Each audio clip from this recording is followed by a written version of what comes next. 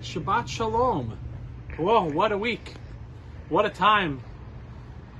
As we enter the new month of Nisan, the month of redemption, the month that the Jewish people left Egypt, and the month that we will leave all our personal Egypts. The future personal and communal redemption. You know, when I think of the time that we hold ourselves in, I think of a story I remember as a young child. See, I had a sister. Her name was Mina.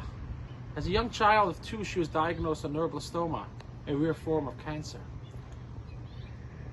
She was given a short time to live. Thank God she lived 5 more years.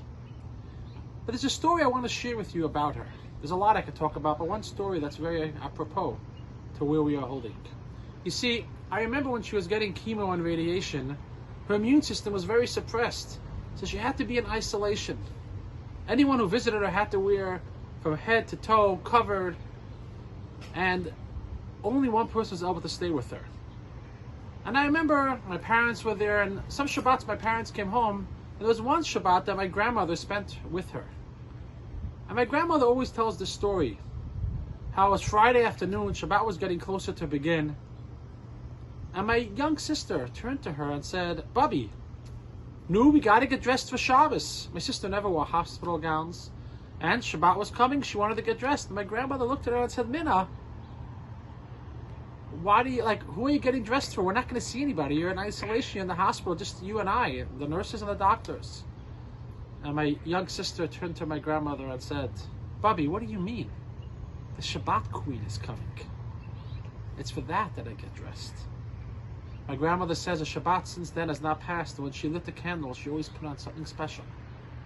Because the message from a young child in a struggle is a message to us as well. Shabbat is coming.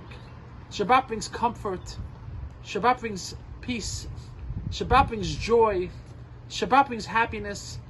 Even if we're in quarantine or isolation, no matter where you live around the world, bring the Shabbat in. The Shabbat Queen is coming. Wherever you are, make it special.